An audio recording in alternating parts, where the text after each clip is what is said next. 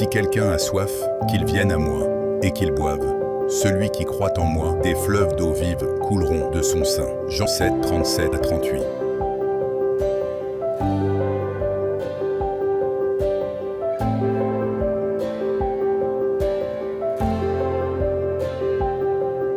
Alors, le thème du message d'aujourd'hui, c'est « Es-tu froid, tiède ou bouillant pour Dieu ?»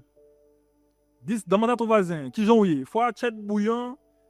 Déjà, ce matin, tu as déjà un petit aperçu. Il était à côté de toi, il a loué, il a adoré. Est-ce qu'il était là? Mais il était là, alléluia, gloire à l'éternel. Demande-lui qui j'en est. Mais demandez qui j'en est, qui? Voilà, comment y a ouillé? Dis ça dans n'importe quelle langue. Qu'est-ce que comment est-ce? Alléluia.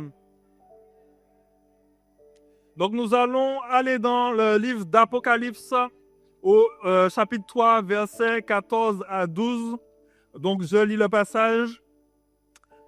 Donc là c'est Dieu qui s'adresse à l'église de Laodicée. Donc dans l'église d'Apocalypse, dans le livre d'Apocalypse, on a plusieurs églises qui sont citées au début du livre, et chaque église, Dieu donne des conseils, des recommandations, des reproches, de façon à ce que chaque église puisse s'ajuster. Donc le livre d'Apocalypse, en anglais c'est Revelation, en fait c'est le livre de la révélation, où Dieu montre ce qui va arriver dans les temps à venir, et nous avons démarré là, et puis les lois qui sont toutes sorties, on voit déjà qu'il y a des prophéties qui s'accomplissent et que la parole de Dieu est vraie.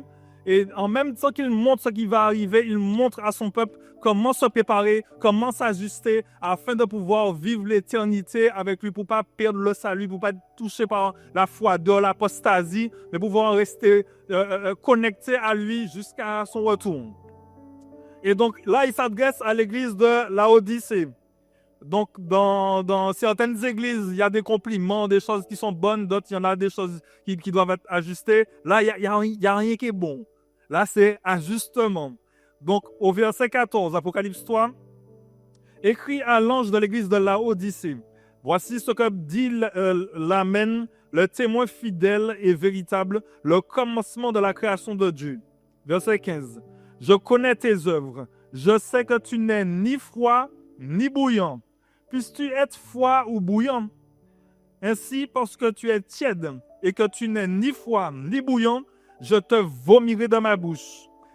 Parce que tu dis, je suis riche, je me suis enrichi et je n'ai besoin de rien. Et parce que tu ne sais pas que tu es malheureux, misérable, pauvre, aveugle et nu. Oui.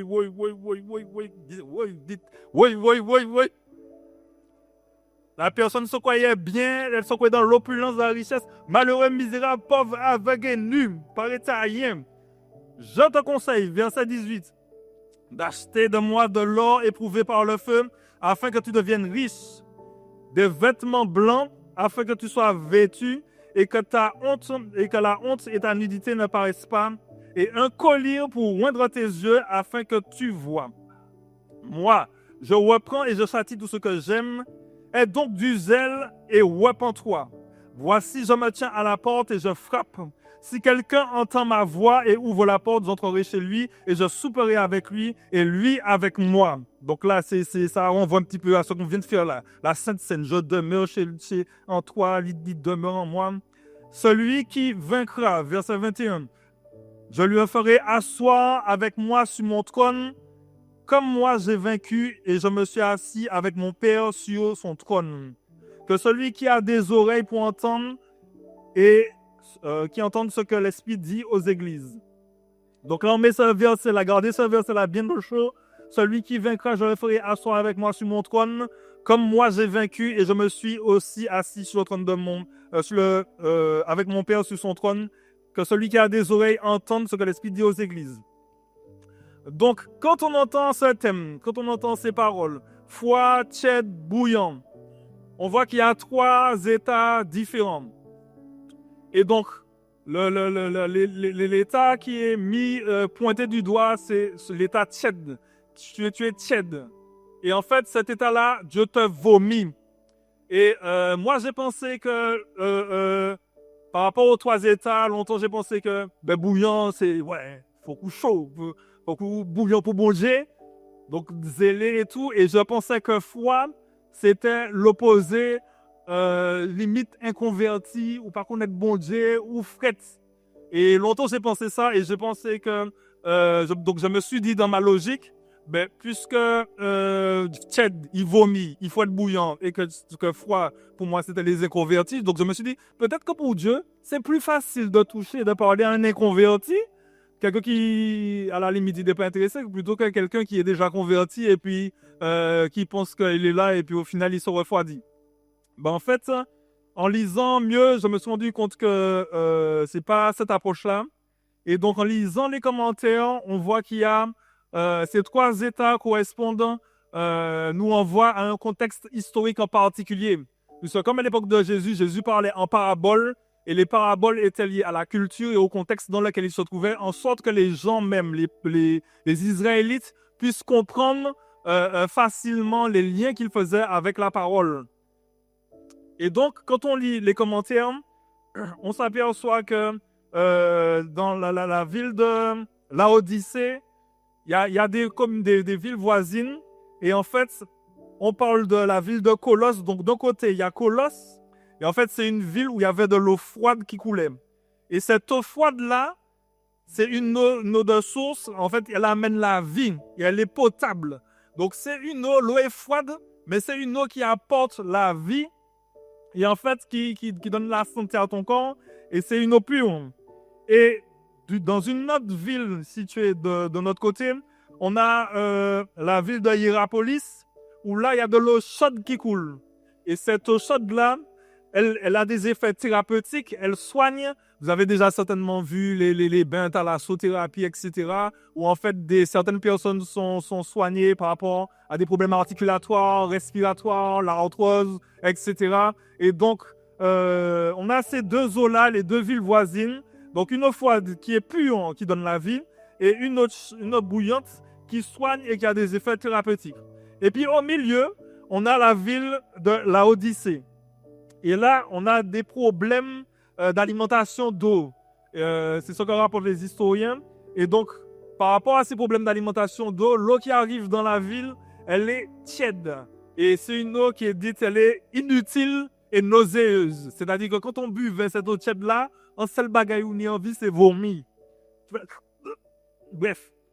Donc, et en fait, cette eau tiède-là, ce parallèle-là avec les eaux des différentes villes, donc les habitants de la ville savaient ce qu'il en était des eaux des voisins, ils savaient ce qu'il en était de leur eau, et donc ils comprenaient bien là où Jésus voulait en venir. Et en fait, cette communauté est comparée à cette eau-là qui est dans la ville, qui est tiède. Et en fait, elle peut renvoyer à un peu la température ambiante, la température ambiante, pas brusquer, moins trop, mais à l'aise. Et en fait, ça envoie une forme de complaisance.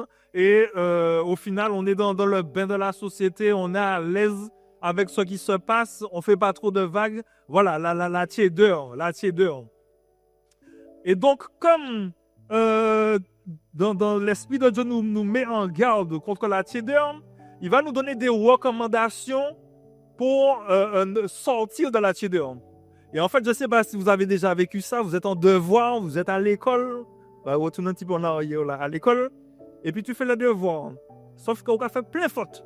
Et puis le professeur vient à côté de toi comme ça, ou bien le correcteur pendant le bac, ou bien pendant le brevet. Le correcteur vient et puis te dit, c'est pas bon. Et puis toi, tu donnes les réponses. Toi-même, comme tu sais que c'était pas bon, quand vous faites yo. Parce qu'en fait, tu n'as pas le temps de faire ça, mais il t'aide. Il te donne les réponses. Et en fait, tu ne triches pas, mais il te donne les réponses. Donc toi-même, tu écris, et puis tu écris tout ce qu'il t'a dit. Ben, il ne va pas tout te dire non plus, mais il te dit les choses que tu n'es pas censé savoir parce qu'il veut que tu réussisses, il veut que tu aies les meilleurs résultats.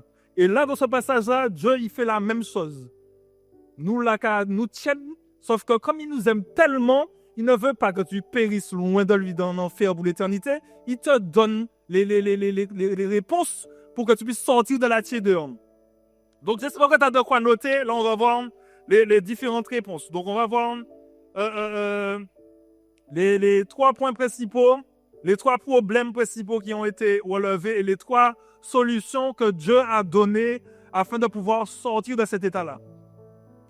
Donc, le premier point pour lequel Dieu donne une solution, donc il y a malheureux, misérable, pauvre.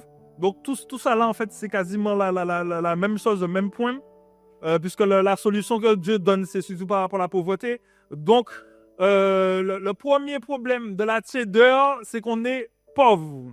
Et en fait, la ville de Laodicée, comme il y avait des richesses aussi dans le contexte historique, dans le récit historique, le contexte historique, il y avait des banques, du commerce, etc. Donc, c'était une ville qui avait des richesses. Et en fait, les hommes s'appuyaient sur cette richesse-là, puisqu'ils disent dans le passage, je suis riche, je me suis enrichi, je n'ai besoin de rien. Et là, par la parole dit, parce que tu ne sais pas que tu es malheureux, misérable et pauvre.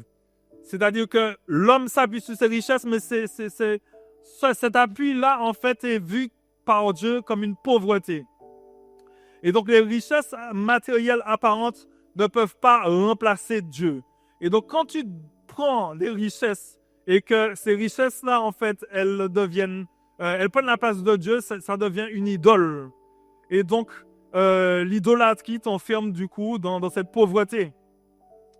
On va aller dans 1 Corinthiens, chapitre 3, versets 9 à 15.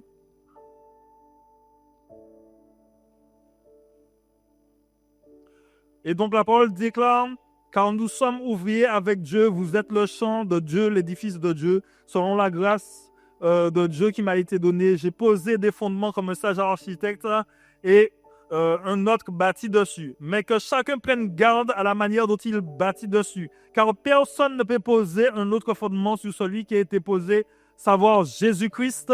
Or, si quelqu'un bâtit sur ce fondement avec de l'or, de l'argent, des pierres précieuses, du bois, du foin, du chaume, et l'œuvre de chacun sera manifestée, car le jour la fera connaître parce elle se révélera dans le feu, et le feu l'éprouvera,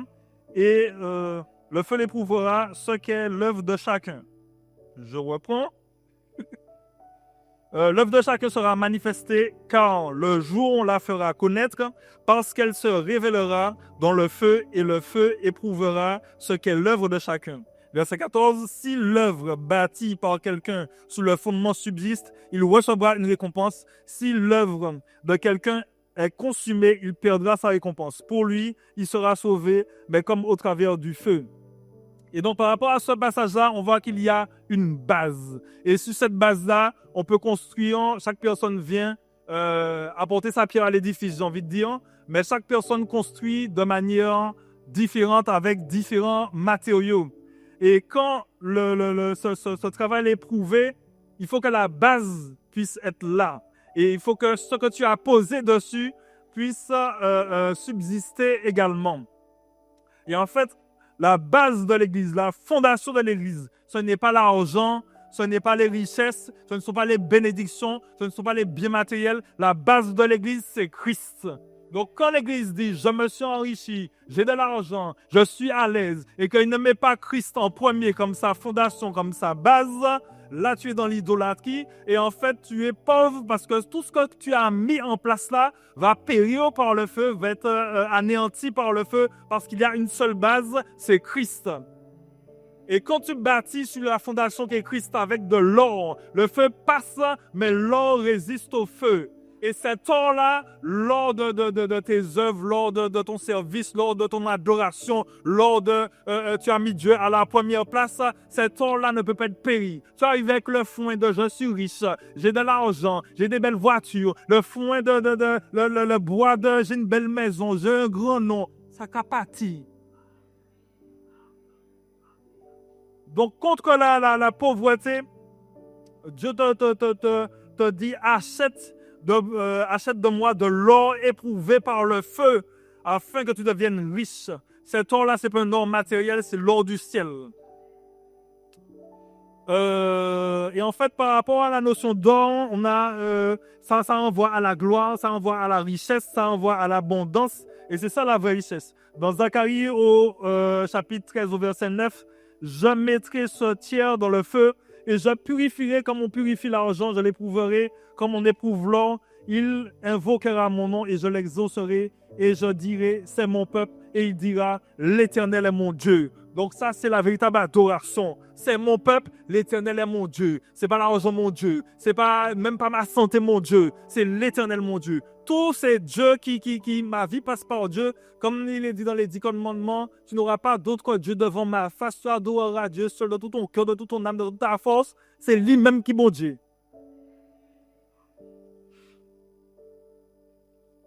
Donc, quand on a chanté précédemment Feu du fondeur, purifie mon cœur. C'est ça, c'est tu es éprouvé par le feu, la parole est aussi un feu éprouvé par le feu de la parole. Et en fait, ce qui doit rester, c'est ce qui est conforme à la parole, ce qui est aligné à la parole de Dieu. Donc, on va passer au deuxième problème. Problème de cécité. Tu es aveugle. Et en fait, cet aveuglement vient de l'autosatisfaction, l'illusion d'être bien, d'avoir quelque chose, d'être arrivé quelque part.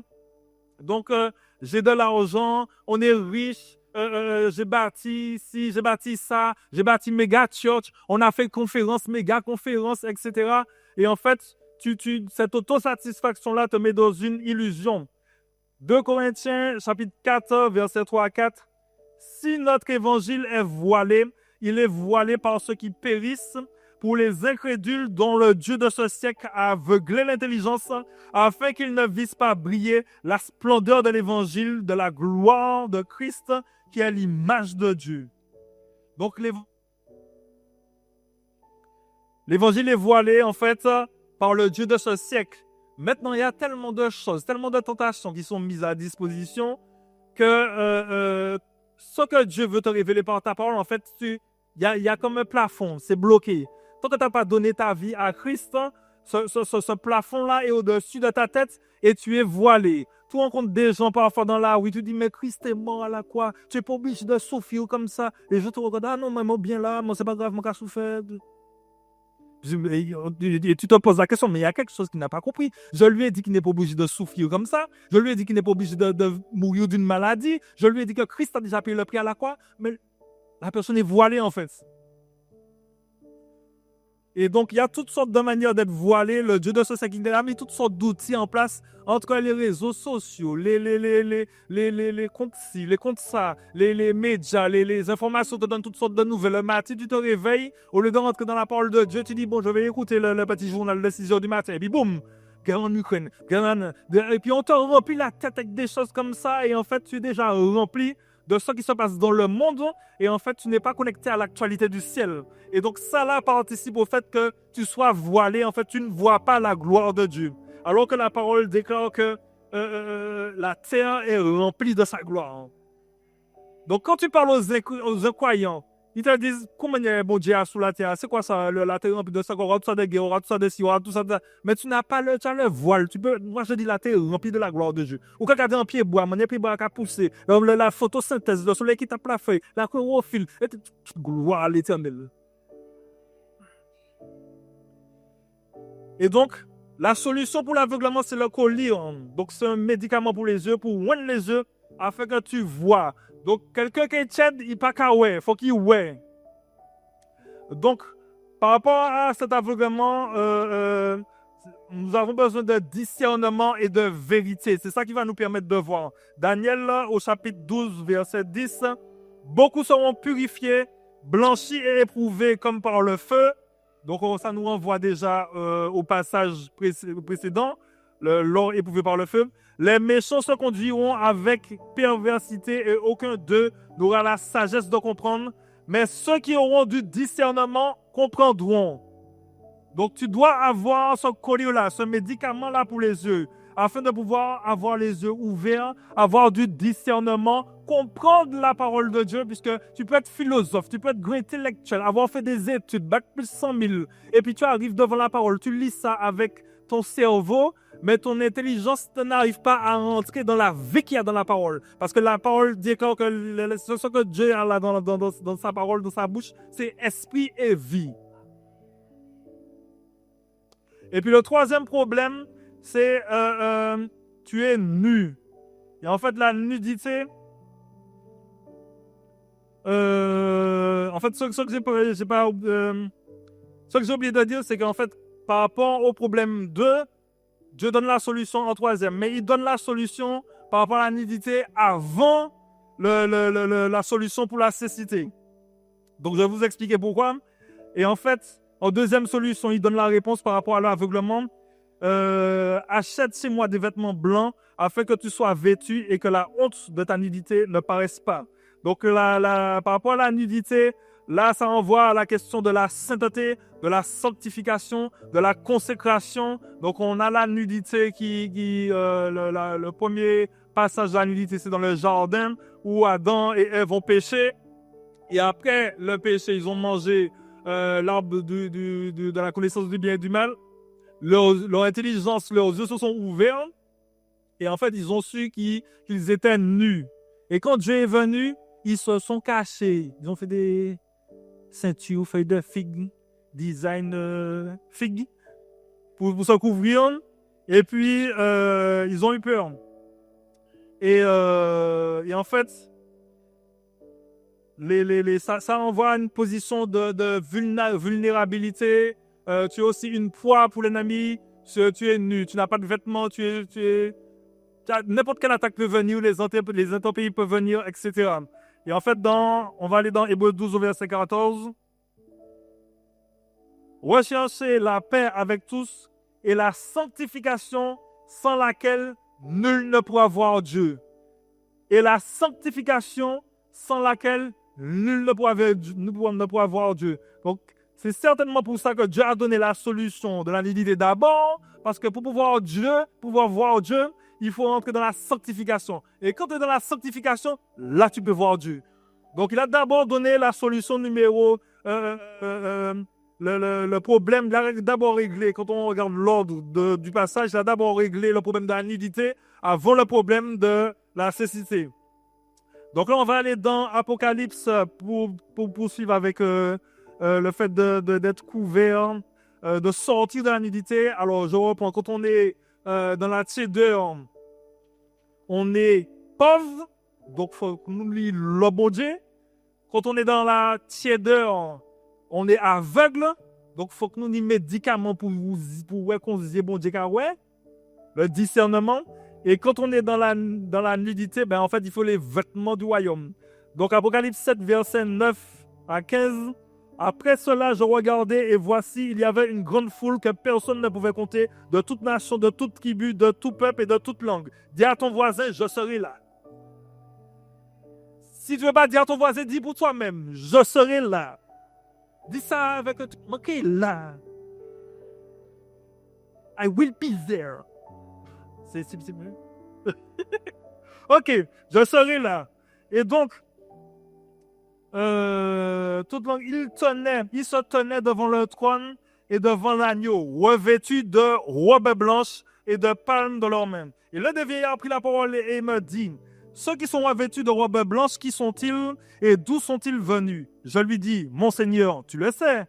Et il m'a dit, ce sont ceux qui viennent de la grande tribulation. Ils ont lavé leurs robes et les ont blanchis dans le sang de l'agneau. C'est pour cela qu'ils sont devant le trône et le servent nuit et jour. Donc, ils ont des robes lavées dans le sang de l'agneau. Quand on a fait la Sainte Seine, on a parlé du sang de l'agneau. Et ces robes-là, ce sont des robes qui sont données comme signe de distinction. Donc, quand le problème à la nudité, c'est la sanctification. Parce que ces robes-là témoignent d'une mise à part avec le monde, témoignent d'une consécration. Consécration, ça veut dire mis à part pour Dieu. Ou pas qu'à faire n'importe qui ça et puis la vie, ou pas qu'à coûter n'importe qui bagaille. Moi-même, pendant cette période de carnaval, là, je suis un petit peu troublé. Parce que depuis où on a tout. Et puis, toutes les paroles du monde là que tu as laissé là, ça revient. Donc, je fais vite courir sortir au magasin, hein, parce que c'est pas ma place. S'il faut rester chez moi pour me consacrer pour Dieu, ne pas rentrer dans les magasins pour ne pas souiller mes oreilles, je reste chez moi. Donc, tu dois te séparer, tu dois te mettre à part. Et quand on va dans Malachie 3 au verset 2, là, j'ai pris la version Summer. Mais qui supportera le jour de sa venue? Ou qui tiendra quand il apparaîtra? Car il sera semblable au brasier du fondeur. Là, on retrouve le feu de l'or là, du départ. Au savon de potasse des blanchisseries Il siégera pour fondre et épurer l'argent.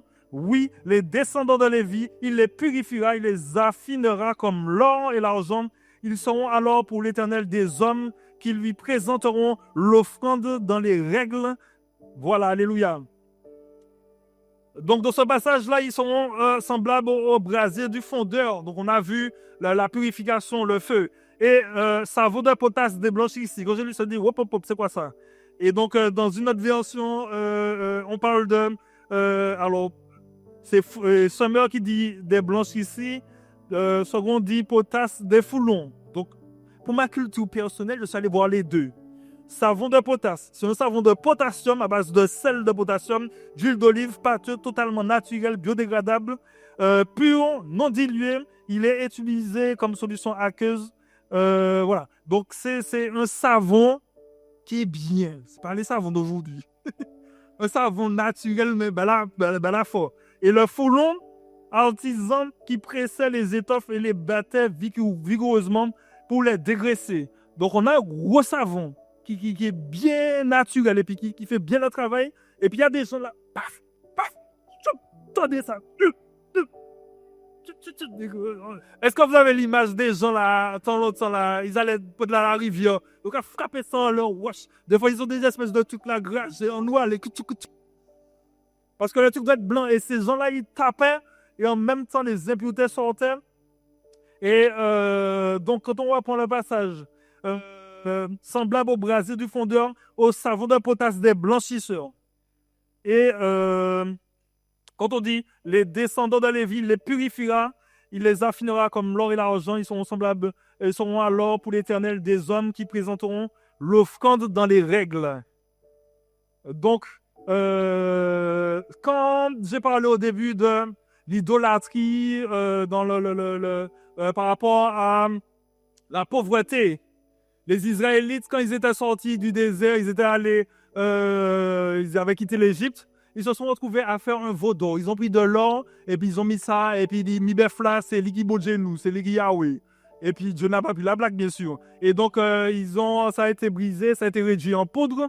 Et en fait, il y a l'or que le monde offre, et puis il y a, cet or-là, l'adoration a été pervertie, corrompue. Et en fait, Dieu, à travers sa gloire, à travers sa richesse, il rétablit l'adoration. Donc, c'est pour ça qu'on parle de l'offrande dans les règles.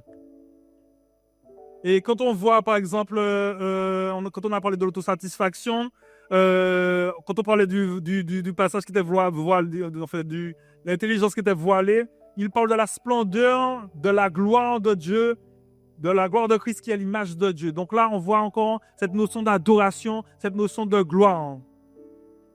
Donc, par rapport à la nudité, Ésaïe 1, 18, venez et plaidons. Ça, c'est le passage que j'ai donné pendant la Sainte Seine. Venez et plaidons, dit l'Éternel. Si vos péchés sont comme le cramoisi c'est une couleur rouge vive. Rouge. Ils deviendront blancs comme la neige, s'ils sont rouges comme la pourpre, ils deviendront comme la laine.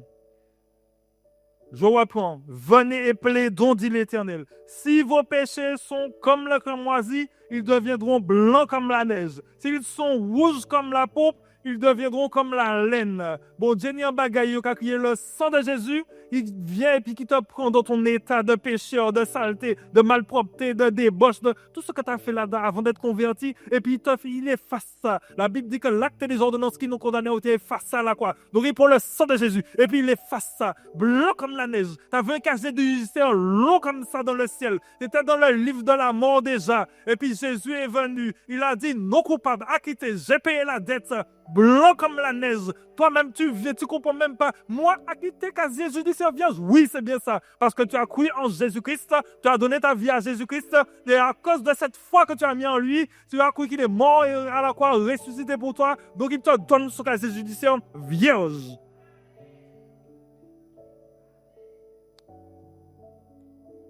Donc là, on a vu les 3 solutions que Dieu apporte aux 3 problèmes principaux.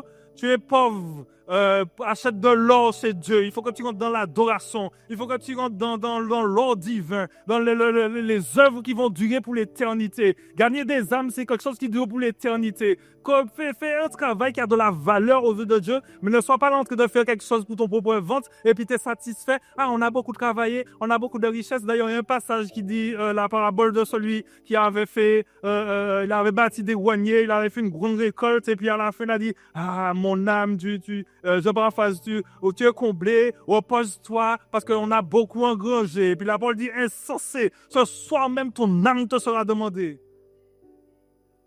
Devant Dieu, il n'y a rien sur la terre qui puisse venir contrebalancer par rapport à sa justice qui doit être satisfaite. Il n'y a que le sang de Jésus qui peut satisfaire la justice de Dieu.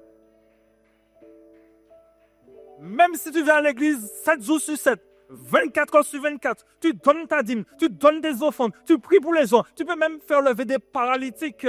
Si tu n'as pas donné sincèrement ta vie à Dieu, c'est corrompu. Ça, c'est devant le ciel, sortez devant moi, vous qui commettez l'iniquité, je ne vous connais même pas. Parce que le salut, c'est pas une question d'œuvre, c'est une question de foi. Le salut, c'est la grâce, c'est pas les œuvres. Oui, c'est important de faire les œuvres. Je ne dis pas qu'il ne faut pas faire d'œuvres, mais le salut, c'est avant tout la grâce. Le salut, c'est avant tout la grâce. Il y avait sur la croix deux brigands crucifiés avec Jésus. Il y en a un qui s'est moqué. Ah, sous c'est mon Dieu, tirez qu'on là et puis tirez nous aussi. Et puis l'autre qui a reconnu devant ceux qui voyaient le spectacle, il a dit, nous on mérite ce pourquoi on est mort. Mais lui n'a rien fait. Et il a dit, Jésus, souviens-toi de moi quand tu seras dans ce royaume. Le gars n'a plus le temps de descendre, demander pardon, faire le bien, faire 10 offrandes. Jésus lui a dit, aujourd'hui même, tu seras avec moi dans le ciel.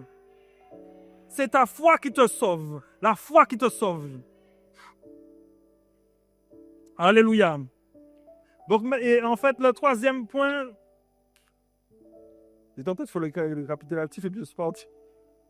Bref, le deuxième problème a été réglé par le collier. Il faut que tu aies du discernement, il faut que tu puisses voir Dieu. La parole dit, heureux ceux qui ont le cœur pur, ils verront Dieu. Et le troisième point, le problème de la nudité a été réglé par les vêtements sacerdotaux, les vêtements sacerdotaux, l'adoration, en fait, tu es habillé. En fait, quand tu es dans le ciel, toi, ils font les trucs là. Ils ont un dress code tous les jours pour le carnaval. Quand tu arrives dans le ciel, tu as le dress code. Wabablos. Wabablos. Fais la même chose avec moi. Wabablos. Bon, même si tu es un homme, bon, dans notre société ici, c'est plus les femmes qui mettent des wabs. En l'Orient, ils sont plus habitués aux wabs. Mais même si tu es un homme, wabablos. Amen. Donc là maintenant, on a vu les solutions que Dieu apporte par rapport à ces trois points-là. Et maintenant, on va voir rapidement les avantages à être froid ou bouillant. Donc comme j'ai dit au début, froid, on va pas le regarder dans le sens où la personne pas rien pour faire, il frette, etc. Mais froid dans le sens l'eau qui donne la vie, l'eau pure, l'eau qui restaure, etc. Et bouillant dans le sens, vous savez c'est qui ça bouillant, et ben ça brûle. Voilà, bouillant. Et vu comment je pensais avant, pour moi, bouillant, c'était facile de trouver pourquoi être bouillant pour Dieu. Et puis je me suis dit, bon, la parole n'a pas de problème. Parce que Dieu dit, il dit pas, j'aurais préféré que tu sois bouillant. Il dit, je veux que tu sois froid ou tiède, ou qu'a choisi, froid ou tiède. Donc, froid ou bouillant, pardon, froid ou bouillant, oulala, froid ou bouillant. Et en fait, son problème, c'est tiède. Et donc, je me suis dit, bon, bouillant, je peux trouver facilement, mais Dieu, il faut que tu me montres les versets où je peux trouver ce qui est foi et puis qui correspond à ta gloire, qui correspond à ta vie. Donc là, pour chaque point, on va voir foi et bouillant. Et donc, comment rester bouillant ou foi pour Dieu? Donc, ça, c'est la question de départ. On va voir plusieurs points et à chaque fois, c'est foi, bouillant. Donc, pour être bouillant pour Dieu, il faut demeurer dans sa présence. demeurer dans sa présence.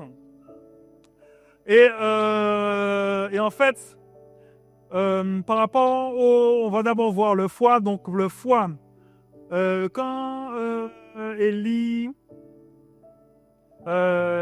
était poursuivi, en fait, il a fait le décret au roi Akab, et puis Dieu lui a dit d'aller se réfugier dans la forêt. Et en fait, Dieu a placé Élie à côté du torrent de Kérit.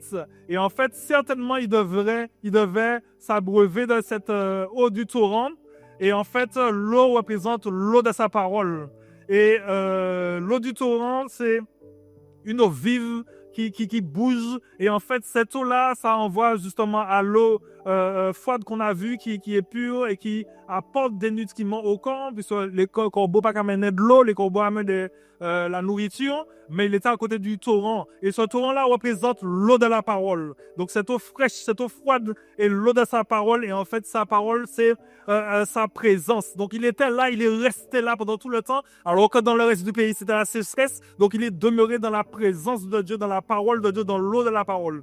Et par rapport au chaud bouillir, alors quand on met une casserole sur le feu, il faut qu'il y ait une source d'énergie en dessous pour que ça puisse entrer en ébullition. L'eau rentre en ébullition à partir de 100 degrés. Et donc, par rapport à cette source-là, tant que la source est sous le feu, ben l'eau elle continue à bouillir. À partir du moment où tu prends le feu, tu prends la cocotte, tu prends la casserole, tu enlèves, ça diminue au fur et à mesure. Donc en fait, pour rester bouillant pour Dieu, il faut demeurer dans sa présence, parce que sa présence, c'est comme le feu là de ton âme, le feu de ton esprit, et puis tu es là. À partir du moment où tu restes 2 jours, 3 jours, une semaine, moi personnellement, après une semaine, je ne pas prendre Bible, je ne pas lire un verset, je ne pas prendre un cantique, je me sens vite faible et batterie faible. Tu avances, mais tu prends des mauvaises décisions, problèmes qui arrivent ou pas une solution. Voilà. Et donc, il faut que tu restes sous cette source d'énergie qu'est la présence de Dieu. Luc 10, au verset 38 à 42. Comme Jésus était en chemin avec ses disciples, il entra dans un village. Une femme nommée Marthe le reçut dans sa maison. Elle avait une sœur nommée Marie qui s'étant assise au pied du Seigneur Jésus. Dis ça à ton voisin, assise au pied du Seigneur. Écoutez sa parole. Dis ça, écoutez sa parole. Dis au voisin. Donc, je vois qu'elle avait une sœur nommée Marie qui s'était assise au pied du Seigneur. Écoutez sa parole. Marthe s'occupait à divers soins domestiques, survint et dit, Seigneur, cela ne te fait-il rien que ma sœur me laisse seule pour servir? Dis-lui donc de m'aider. Donc elle va voir Jésus, elle est là, il y a des choses à faire, le Seigneur est dans la place, on peut pas, il faut gérer quoi. Et là, Jésus, le Seigneur lui répond, Marthe, Marthe, tu t'inquiètes et tu t'agites pour beaucoup de choses, une seule est nécessaire. Marie a choisi la bonne part qui ne lui sera point ôtée. Mieux vaut faire peu de choses, mais être dans la volonté de Dieu plutôt que de faire beaucoup d'actions charnelles et puis t'es dans rien du tout. Et donc, quand il dit une seule chose est nécessaire dans la version King James, la version anglaise, nécessaire est traduit par needful. Ça veut dire que cette part-là a choisi Marie, c'est pas une option, c'est un besoin. Un besoin, c'est pas un besoin, c'est tu as besoin de manger et de boire pour vivre. Pour aller au travail, tu as besoin de mettre de l'essence dans ta voiture. Même si tu n'as pas envie de mettre l'essence, tu dis, ouais, 100 € là, tu mets quand même, c'est un besoin. Donc, elle a choisi la bonne part. Une seule chose est nécessaire. Marie a choisi la bonne part, celle qui ne sera plus ôtée. Et en fait, cette part-là, c'est assis au pied du Seigneur pour écouter sa parole. Et donc, être bouillant, ce n'est pas une question d'activisme. Ou pas la faire le bagage, j'ai mis ça, j'ai accueilli, j'ai placé une selle, j'ai fait. Non. Tu dois être à l'endroit où Dieu t'a appelé, faire ce que Dieu t'a demandé, et puis être là dans un esprit d'adoration. Et puis en même temps que tu sers Dieu, tu t'assures à rester dans sa présence, rester dans sa parole, parce que c'est ça qui va te maintenir bouillant. Parce que quand tu as la parole de Dieu, tu es là, et puis c'est comme si ça te porte pendant la semaine, tu marches, et puis Ce que le Seigneur te dit dans la parole, ça ressort comme ça apparaît comme des flashs dans ton esprit. Donc, deuxième point, pour être bouillant pour Dieu, il faut demeurer dans la sanctification. On a vu ça avec l'or épuyé par le feu. Et donc, par rapport au foie, donc j'ai cherché le foie. Quand on parle de l'eau là qui est froide, qui fait du bien, c'est une eau pure, sans pollution. Il est allé chercher cette eau-là à la source.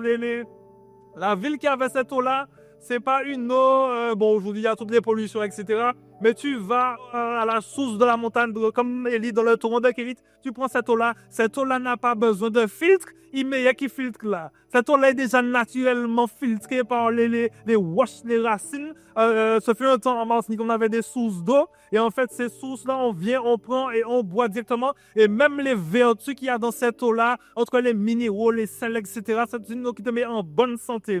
Donc, la sanctification, cette eau pure-là, renvoie à la sanctification. Il n'y a pas de parasite, il n'y a pas de pur, transparent, limpide, l'eau de Dieu.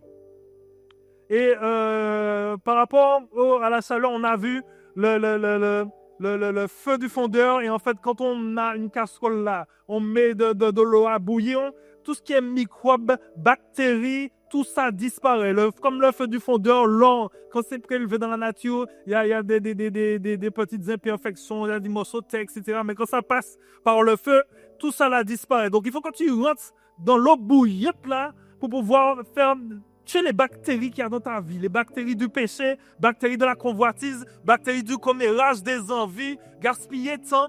Tuer les bactéries nettes, rentrer en dedans de l'eau bouillante. Dis à ton voisin, rentre dans l'eau bouillante. Dis pour toi-même, je rentre dans l'eau bouillante. Je bouffe. Et donc, c'est quand on met les casseroles, on met tout ce qui a, ça tue les impuretés et ça permet de garder l'essentiel. Donc, troisième point, pour rester bouillant, il faut demeurer en mouvement. Donc, par rapport à l'eau froide, en fait, l'eau froide qui renvoie, comme j'ai dit, à la vie, à ce qu'on peut, qui donne la santé au corps. Dans 1 roi 17, on a vu Élie qui était au torrent de Kérit. En fait, une eau en mouvement, c'est une eau qui est plus propre, plus oxygénée et donc plus vivante. Alors qu'une eau stagnante, elle est plus fragile, sujette aux pollutions, développement des écosystèmes. Donc, des bactéries peuvent venir, des animaux se développent. Est-ce que tu as un animal de manque de pardon qui se développe dans ton eau? Il faut que tu puisses régler ça avec l'eau bouillante. Et alors, par rapport à l'eau chaude, on va aller dans Jean 7, verset 37 à 39, dans la version Semeur. Si quelqu'un a soif, qu'il vienne à moi, et que celui qui croit en moi boive. Donc là, on parle de l'eau qu'on boit, donc l'eau qui donne la vie. Car, comme le dit l'Écriture, des fleuves d'eau vive jailliront de lui. Donc ça renvoie au mouvement de l'eau. Des fleuves d'eau vive jailliront de lui. En disant cela, il faisait allusion à l'esprit que devait recevoir plus tard ceux qui croyaient en lui. En effet, à ce moment-là, l'esprit n'avait pas encore été donné parce que Jésus n'était pas encore entré dans sa gloire. Et donc, l'eau pour être bouillant, il faut être dans cette eau qui est en mouvement. Et en fait, comme dit la parole, celui qui boit de cette eau, des fleuves d'eau vive jailliront de son sein. Donc, tu es en mouvement. Et donc, quand on prend le passage, on voit dedans les réponses que Dieu a données par rapport à la tiédeur.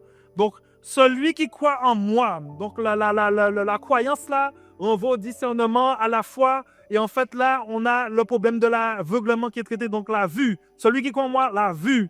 Ensuite, on descend plus bas. Il fait allusion à l'esprit que devait recevoir plus tard ceux qui croiraient en lui. Et là, l'esprit, ça renvoie au revêtement blanc qui vient régler le problème de la nudité. Et en fait, dans Acte 1, 8, ça confirme cela. Mais vous recevrez une puissance, le Saint-Esprit, survenant sur vous. Et vous serez mes témoins à Jérusalem, dans la Judée et dans la Samarie jusqu'aux extrémités de la terre. Donc, dans le passage, quand il dit il fait allusion à l'esprit que devait recevoir plus tard ceux qui croyaient en lui. Le problème de nudité est réglé par le revêtement du Saint-Esprit. Donc, quand tu es chrétien, quand tu as donné ta vie à Christ, si tu n'as pas le Saint-Esprit, tu es tout nu. Excuse-moi de te dire ça, mais tu marches tout nu. Donc, il faut que tu sois habité, revêtu par le Saint-Esprit parce que c'est ça ton revêtement spirituel. Parce que le monde spirituel ne va pas regarder à tes vêtements naturels. Il regarde dans les yeux de l'esprit, il voit la robe blanche, et puis il voit qu'il y a une lumière autour de toi, une gloire autour de toi, il ne peut pas mettre l'avion.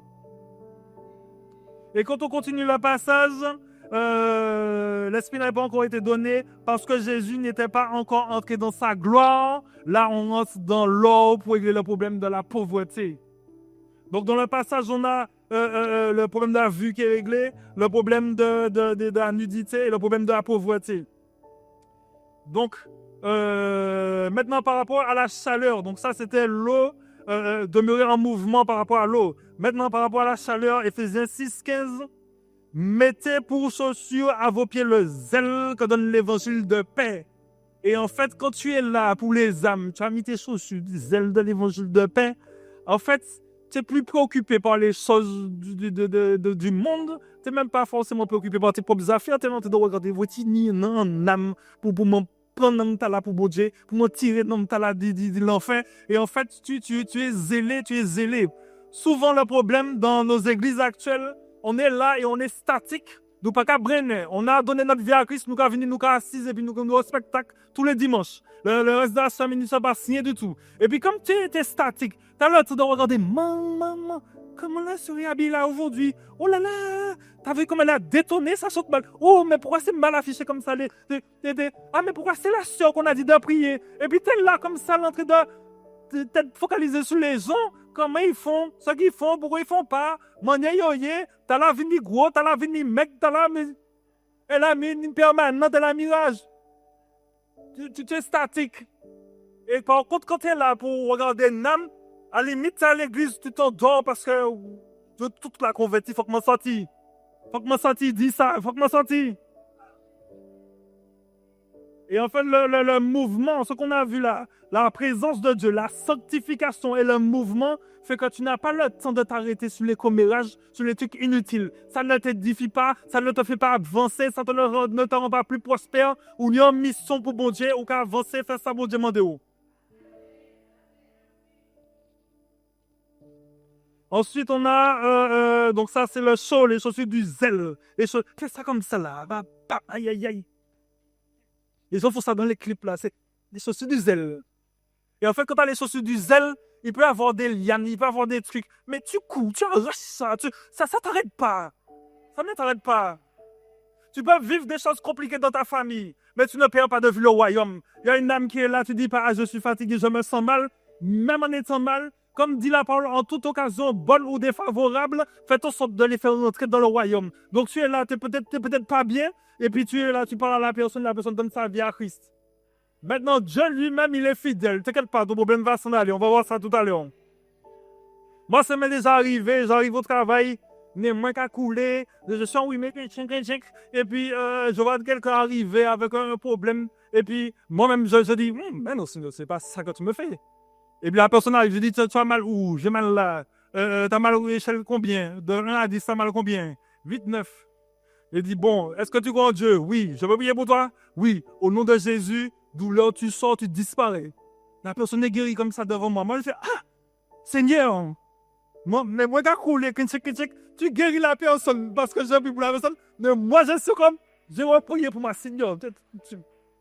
Le rhume n'était pas parti, mais j'ai fait ce que Dieu m'a demandé de faire. Et en fait, t'es bouillant, t'as des lianes qui viennent, t'as des pots de banane, mais tu ne t'arrêtes pas. Si tu tombes, tu te relèves et puis tu avances. Parce que tomber, c'est pas une fatalité, c'est rester à terre. Et l'ennemi, lui, il veut te faire tomber, c'est travail. Donc, en tant qu'enfant de Dieu, ne sois pas surpris que tu aies des pots de banane, que tu aies des liens. C'est normal quand tu es chrétien, parce que le diable, il est venu pour voler, détruire, égorger, dérober, mais Dieu est venu pour donner la vie en abondance. Donc, la vie de Dieu est plus forte que les gesticulations du diable. Donc, avance, avance.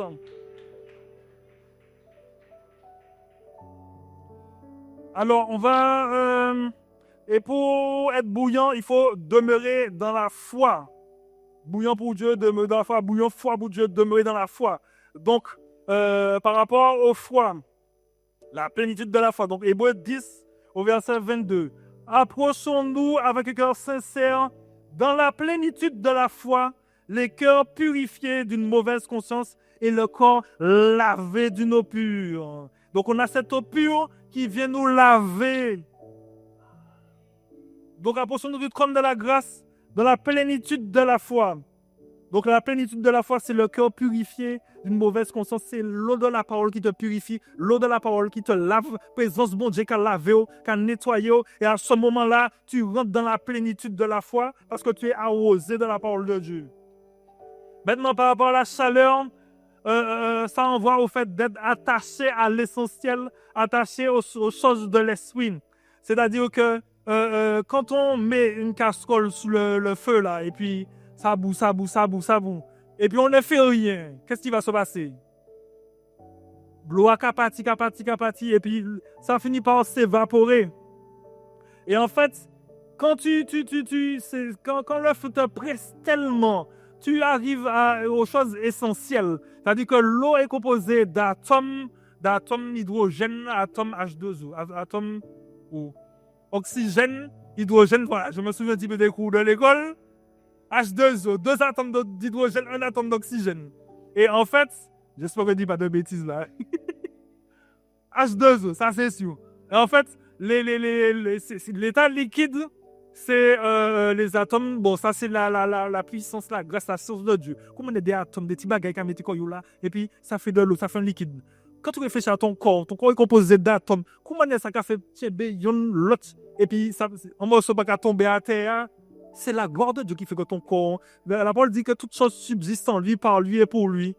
C'est Dieu qui fait que la terre fonctionne, que les choses fonctionnent.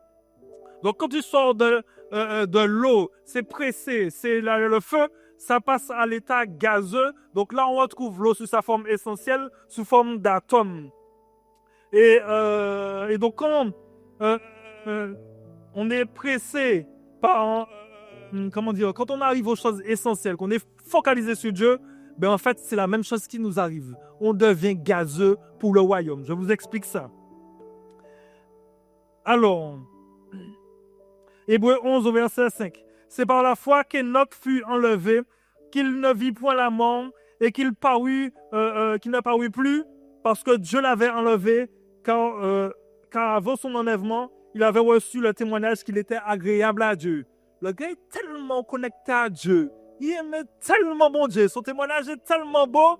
Bon Dieu dit non, celui-là. Et puis il a cherché Enoch. Mais oui, Enoch, Enoch n'est pas là. Parce que dans son amour, son zèle pour Dieu, il a quitté la dimension matérielle pour entrer dans la dimension spirituelle, la dimension surnaturelle. Il a dit, il a cherché Enoch, je ne lis encore. Et quand on a, je donne un autre exemple. Étienne.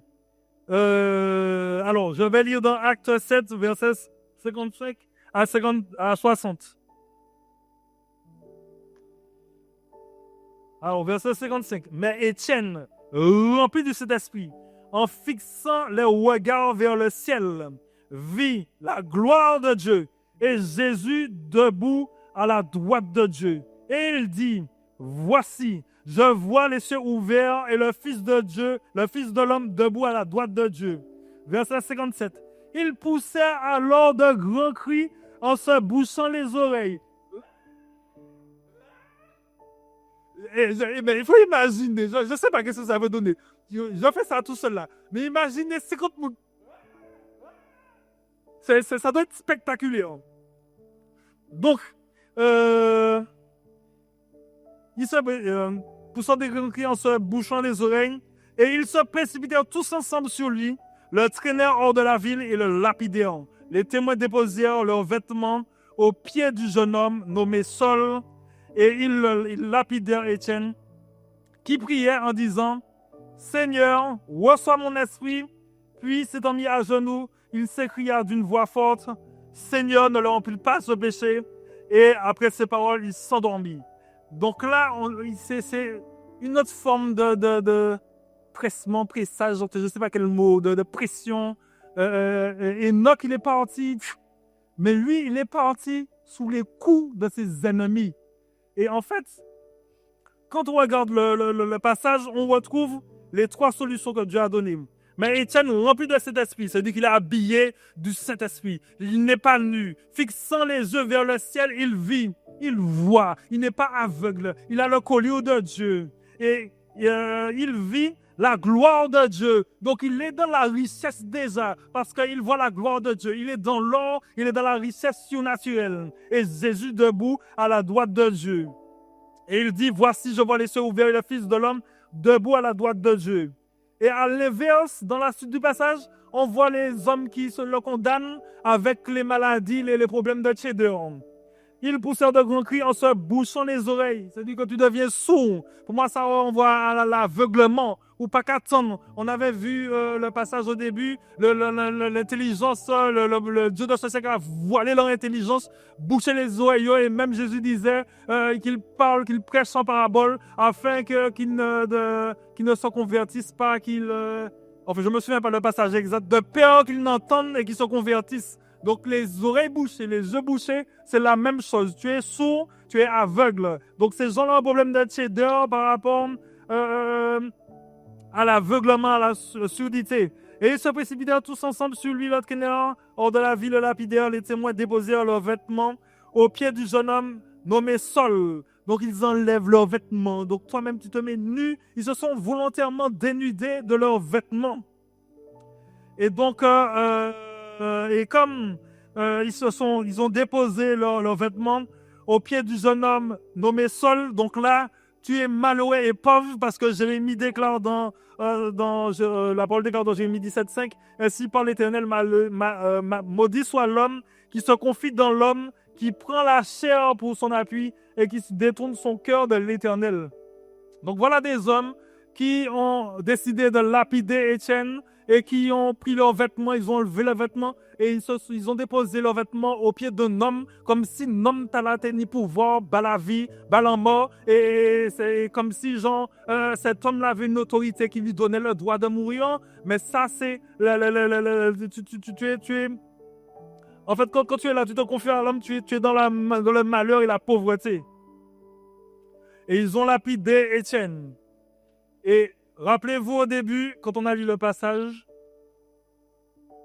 dans Apocalypse 3 au verset 21, celui qui vaincra, je le ferai asseoir avec moi sur mon trône, comme moi j'ai vaincu et je me suis assis avec mon Père sur mon trône, que celui qui a des oreilles entende ce que l'Esprit dit aux églises.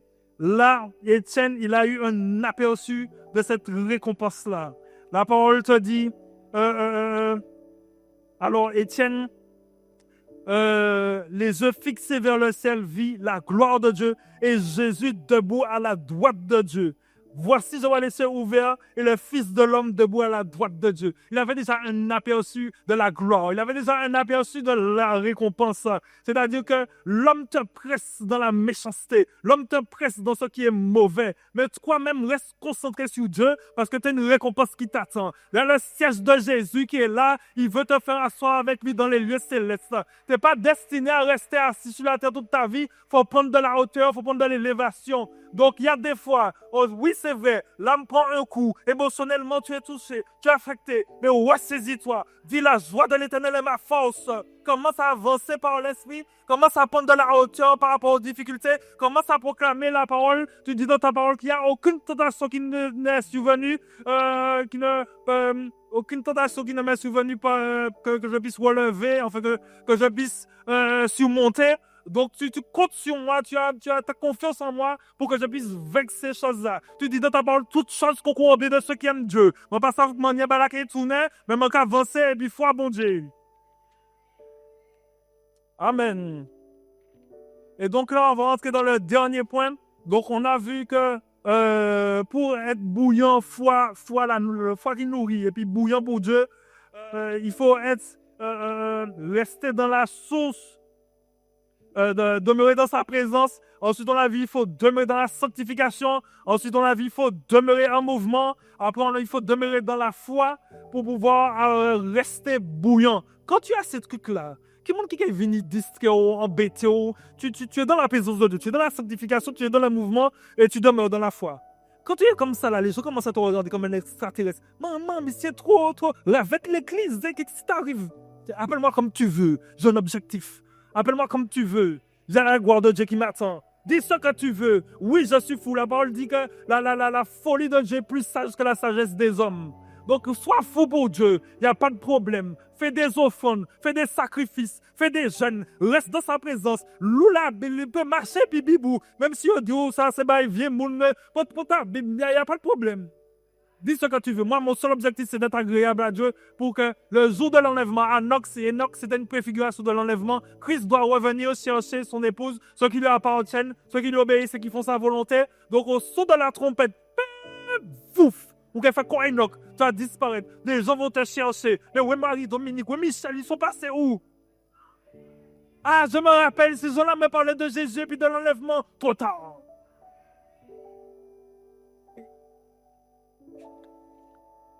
Et donc, l'un des bienfaits, quand tu es bouillant pour Dieu, là je vais rester sous le bouillon, tu es utilisable et comestible. C'est-à-dire que quand tu as un aliment, imaginons tu prends des ignames, tu épluches ça, si tu le manges comme ça, c'est toxique. Tu peux faire une digestion, mal tête capon, ou vertige, ou des bleu, et puis on t'en met l'eau CHU. Donc maintenant, quand tu prends la même chose, tu mets ça dans la casserole, tu mets le feu. La chose qui n'était pas comestible devient comestible et ça fait du bien à ton organisme. Donc, il y a des fois pour que tu es trop susceptible, tu es trop aigrissable, tu es trop... Donc, il faut que tu te prennes et puis te mettes dans l'eau bouillante pour que tu puisses t'affiner. Pour que quand tu vas voir les gens, tu te rapproches des personnes. Bonjour, comment vas-tu? Tu es doux, calme, agréable. Les fruits de l'esprit. Bonté, bienveillance, tempérance. Et tu es agréable. Et comme ça, c'est comme la nourriture. Là, au début, tu as donné ta vie à Christ. Tu fait peut-être des manières, il est trop du bout pour pouvoir être comestible pour les autres. Parce que la Bible déclare que la création attend avec un ardent désir la manifestation des fils de Dieu. La création t'attend. La création t'attend. Fais bouillir les choses qui n'ont rien à faire dans ta vie. Si tu as un manque de pardon, pardonne. Parce que pardon, pas qu'à mener au ciel. Et si tu dois... Si ça... Peu importe ce qui te retient, tirer ça. C'est pas plus important que la gloire de Dieu. C'est pas plus important que ce que Dieu a à faire avec toi. Et quand on est là dans cette chaleur-là, il y a deux. Tu deviens comestible et utilisable par Dieu parce qu'il y a des gens, quand tu as un zèle fou, tu dois gagner des âmes à Christ. Au lieu de parler avec amour, puisque là, on te dit la bonne nouvelle du royaume. Et on te dit que c'est Jésus qui a donné son boussole, qui a mis sa vie en sacrifice afin que toi-même tu puisses vivre. C'est une bonne nouvelle. Toi-même, tu n'es pas comestible. Tu viens, merci beaucoup, tu viens avec un zèle grosso modo. Rappelez-vous, vous allez brûler un enfer, bande de mécréants. Tu es content, mais tu es zélé, tu es comme sol de temps ça. Il allait, et puis il mettait les gens à mort, on mettait les vêtements là, il était content. Et puis à un moment donné, il n'était pas comestible à ce moment-là. Et puis il est allé sur la route de Damas. Et puis là, pam, Dieu se levait à lui. Il est tombé du cheval. Et puis la parole dit que tous les autres aussi sont tombés de leur chevaux. Et puis il a dit, Seigneur, Saul, pourquoi me persécutes-tu? Et puis Jésus dit, c'est moi que tu persécutes. Et c'est là qu'il a commencé à devenir comestible. Il est resté 3 jours aveugle. Il était déjà aveugle, mais il ne savait pas qu'il était aveugle. Et Dieu lui a mis le collier, il a appelé Ananias, il a prié pour lui, et puis boum, il est parti dans le désert en Arabie, il restait là, dans la présence de Dieu, dans l'eau là qui lui donne la parole. Et puis quand il est sorti, par là, lui tout seul, il a écrit plein d'évangiles, il a gagné de l'Asie, et tu parles d'indigeste à comestible. Dis ça à ton voisin, sois comestible. J'ai besoin de goûter à tes dons. J'ai besoin de goûter à ton onction. J'ai besoin de goûter à la vie divine qui coule de toi. Donc maintenant, dernier point, ça j'aime ce point-là. Quand tu es bouillant, non seulement tu es utilisable par Dieu et comestible, mais en plus, quand toi-même tu es bouillant, tout ce qui vient à toi devient comestible et digeste. Même les choses les plus compliquées. Dis à ton voisin, augmente le feu. Dis sans créole, augmente le feu. Et en fait, quand on regarde dans la parole, toutes ces personnes qui étaient connectées à Dieu, qui avaient les yeux fixés sur le royaume, à chaque fois qu'il y a eu des complots contre eux, en fait, le complot, ben là, tourné. Là où ça devait leur faire du mal, ça s'est tourné en bien. Comme dit la parole, le mal que tu médites de me faire, c'est changé en bien. Quand on regarde l'exemple de Mardoché, Aman et puis Mardoché, mais c'est là tranquille, et puis comme Aman, ouais, il ne va pas prosterner, il ne va pas faire courber devant, il dit bon, on va régler le problème de ce monsieur-là, il est israélite, ils ont des manières, ils ont des modes, il ne va pas faire ça qu'il faut, donc on va faire des décrets et tout ça. Et puis pendant qu'il prépare son décret, il prépare une potence, donc la guillotine, tout ça pour tuer Bougla, pour finir puis Bougla. Le roi lui-même, Dieu l'inspire, et puis il y avait Esther en même temps, il y avait le jeune, tout ça. Et puis, en fait, les rois voient qu'il y a un homme dans les chroniques, dans les histoires du royaume, un homme qui a fait du bien au royaume, machin, il a dit, mais c'est bizarre, je vois pas de récompense là. Donc, quand tu vois que tu as fait quelque chose, les hommes t'ont pas acclamé, personne t'a dit merci, personne t'a dit c'est génial, te casse pas la tête, c'est écrit dans le livre de Dieu. Ça ressort le jour où ça doit sortir. Donc, t'inquiète pas pour les gens aigris, t'inquiète pas pour les factures impayées, t'inquiète pas pour les gens qui ont dit oui, ça va venir, puis ça vient jamais. T'inquiète pas, c'est écrit dans le livre de Dieu. Et Dieu fait ressortir ça. Donc, le roi a dit, mais c'est bizarre, je vois pas qu'on a récompensé cet homme-là. Et puis, qu'allez voir Aman. Aman, que doit-on faire pour honorer un homme qui a fait du bien au royaume? Et puis, Aman commençait son petit coï. Là, il pensait que c'était lui qu'on parlait. Il a dit, ah, il faut faire le monsieur là monter sur un cheval. Et puis, il faut lui donner la tunique royale. Je crois que c'était pourpre. Et puis, il faut qu'il y ait quelqu'un devant lui qui crie devant lui, voilà comment on honore quelqu'un qui a fait. Voilà, comment le roi veut honorer belle parole. Donc, comme il pensait que c'était lui, il a dit tout ça. Et puis, le roi a dit, d'accord, mais c'est bon bagaille. Fais la même chose pour Mardoché. Ah! Donc, le gars qui voulait tuer, il a d'ouvert, ça va, que tchèque. Voilà, celui que le roi veut honorer. Et puis, donc, toi-même, tu es là où, pas des personnes où on laisse souvent le misséa, et puis la couverture du roi. Et à un moment donné, il a continué son projet de vouloir détruire les Israélites. Et puis, on connaît l'histoire, le jeûne, etc. Et en fait, là où le plan s'est déjoué, c'est-à-dire que la potence qu'il avait prévue pour Mardoché, ça a fini pour lui-même. Donc, quand n'importe qui vient, il n'y a pas qu'à mettre bon Dieu n'importe manière, dit je suis le fils de Dieu, je suis le fils de Dieu, je suis co-héritier de Christ. Quand quelqu'un vient, il touche à Christ. Attention, le feu est bouillant, dis ça, je suis bouillant, je suis bouillant. Donc il faut que tu augmentes le feu. Il y a des fois, les problèmes sont chauds, c'est dur, tu es pressé, tu sens que tu es bouillant, ben reste là et puis dis, ah, on va bouillir, on va bouillir encore plus, on va rajouter du feu. Donc, la présence de Dieu, la gloire de Dieu fait cuire tes problèmes et les rend comestibles. Daniel a été jeté dans la fosse au lion. J'ai entendu un prédicateur qui a dit, bon Dieu fait de lion en tourner les oreillers pour Daniel. On a mis là, ok. Et puis après, le roi a dit, ah, il n'est pas mort, allez mettre ceux qui l'ont jeté. Ça, c'est fait, la même chose, c'est fait pour la fournaise. On est venu, ils ont vu les gars, ils sont là, ils adorent, ils sont dans la consécration, dans la sanctification. Et puis ils ont dit, bon, on va faire un petit décret là pour casser ces gens-là. On va faire, oui, au son de la trompette, des lieux, etc. Il faut se prosterner devant la statue du roi. Et puis, ils fait ça en première fois. Et puis quand le roi donne un décret, c'est un décret irrévocable, ça doit être mis en place. Et c'est personne qui peut te sortir de là. Donc ils ont sonné une première fois. Et yo même, yo ni bon tout paye. Le gars adoré, fenêtre là ouvert. Et je sais pas cacher quoi. T'as pas besoin de cacher quand t'es enfant de Dieu. Laisse ta gloire de Dieu faire le travail. Donc ils sont restés là à la fenêtre. Yo sonné trompette. Les messieurs pas bougé, ils auraient été debout. Et puis ils sont allés rapporter au roi. Mais ouais, il y a toujours des gens qui viennent rapporter ce que tu fais. Laisse tomber. Et alors, oui, ce ne sont pas Satan, l'accusateur des filles, jour et nuit, c'est ce que la parole dit. Ah, ils se sont pas prosternés, etc. Et puis le roi, il a trouvé ça bizarre, il les a appelés. Mais comment, vous n'êtes pas de son, hein? Il a dit, oui, on a entendu le son. Et pourquoi vous n'êtes pas prosternés? Puis le roi commence à s'agacer, etc. Il a dit, on va le faire sonner. Si vous ne vous prosternez pas, vous allez encore mourir, vous allez périr, et vous allez voir quel Dieu pourra vous délivrer de ma main. Dans son orgueil, il a dit ça. Et puis même, il a toujours dit, bon tout paix. Il répond, oh, sache quand bien même mon Dieu ne me sauverait pas, jamais je ne me prosternerai devant toi. Ça, c'est la foi. Tu ne sais pas comment Dieu va faire, tu ne sais pas si Dieu va faire, mais tu es tellement assuré de l'éternité que fais ce que tu veux, moi je vais rester sur ma position. Et le roi a fait sonner la trompette. Bam! Ils sont restés comme d'habitude, beau toupé, devant fenêtre là. Ils n'ont pas posterné. Et puis ils ont dit, bon, ben, les autres qui ont fait les bad boys, on doit aller. On les a pris et puis on les a mis dans la fournaise. Et puis le roi, comme il était vexé là, il y a un petit chef d'État là, en Amérique du Nord, quand tu lui réponds pas comme il veut, il est vexé. Donc là, le roi était vexé, le roi de Babylone était vexé. Il dit, chauffez la fournaise 7 fois plus. Le truc est déjà chauffé 7 fois plus. Et puis on te dit que le truc était tellement chauffé que les hommes même qui mettaient les Daniel et ses camarades dans la fournaise, ils ont même pris du feu, ils sont morts.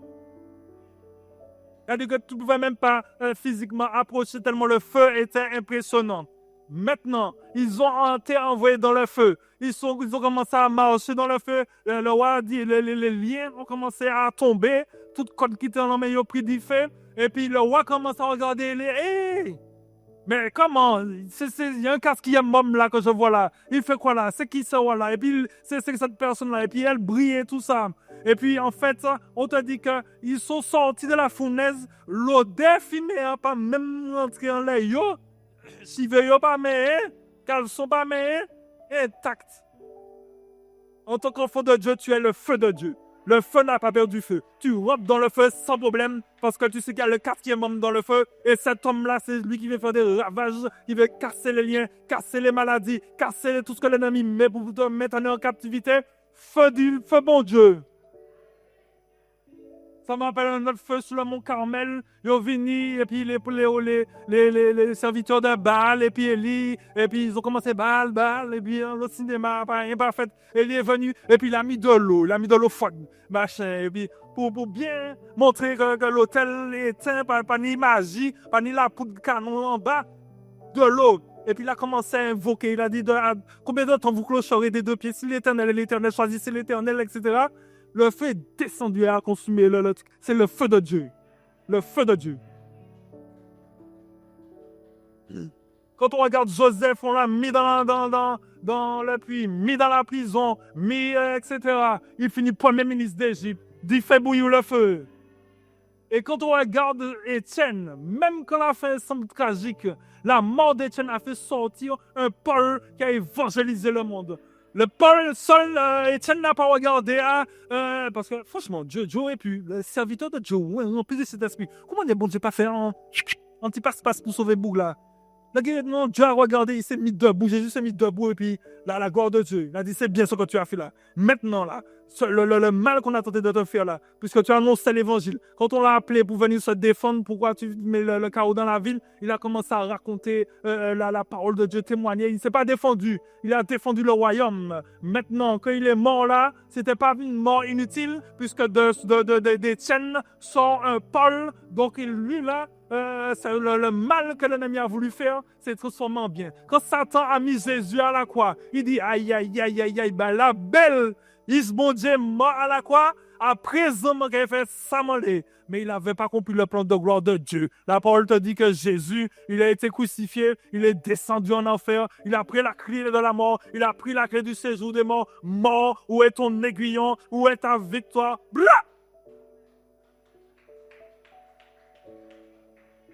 Dieu a toujours une solution de gloire pour toi. Fais bouillir le feu. Fais bouillir le feu. Fais bouillir le feu.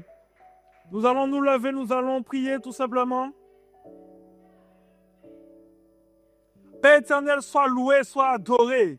Nous te disons merci, Papa, pour ta parole. Merci, Seigneur, pour ta vie divine. Merci, Seigneur, pour ton plan merveilleux. Père, nous sommes fatigués de la tiédeur. On a compris aujourd'hui, nous parler tiédeur, parce que nous parler rester sans rade, nous parler marcher tout au nid, nous parler marcher dans l'aveuglement, même c'est compliqué ça. Tu marches tout nu, tu es aveugle, tu beau tout. Bref, nous les marcher en bouillant pour bon Dieu. Nous voulons la vie de Dieu. Tu as déjà tout accompli à la croix. Tu nous as donné ta parole afin que nous puissions nous ajuster. Père, nous refusons d'entendre cette parole et ne pas la mettre en pratique. Tu touches les cœurs des âmes, Père, que nous puissions mettre cette parole en pratique, que nous puissions mettre la parole en pratique, que nous puissions demeurer dans ta présence, que nous puissions rester en mouvement, que nous puissions marcher dans la consécration et la sanctification. Merci pour ta vie divine. Merci pour ta grâce. Merci pour ta puissance. Merci pour ton autorité. Merci pour le feu de ton esprit. Merci pour le zèle de l'évangile. Oui, aujourd'hui, nous décidons d'être des disciples de Christ, de marcher à sa suite. La parole dit qu'on n'est pas plus grand que le maître. S'ils ont appelé le maître Belzébul, à plus forte raison, vous-même, on va vous appeler Belzébul. Si vous avez tué maître là, si vous avez critiqué maître là, si vous avez craché en le maître là, on n'est pas plus grand que le maître. L'ennemi est là, il va faire la même chose. Mais gloire soit rendue à Dieu. Il nous a donné la victoire par son sang. Il nous a donné la victoire par son sacrifice à la croix. Dis avec moi, je ne serai plus jamais la même personne. Je ne serai jamais plus la même personne. Père éternel, que ton feu boue en moi. Que ta vie divine boue en moi. Je te rends grâce, Seigneur.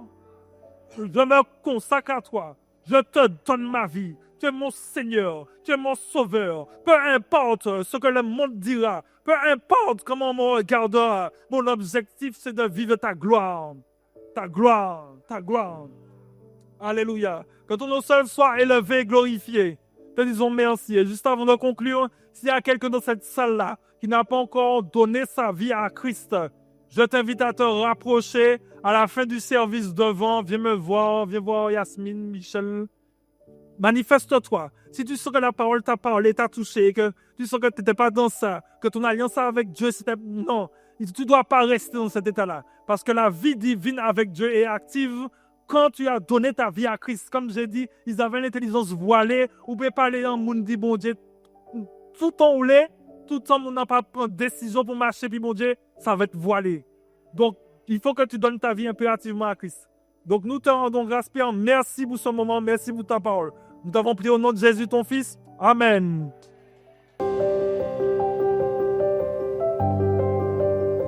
Si quelqu'un a soif, qu'il vienne à moi, et qu'il boive. Celui qui croit en moi, des fleuves d'eau vive couleront de son sein. Jean 7, 37 à 38.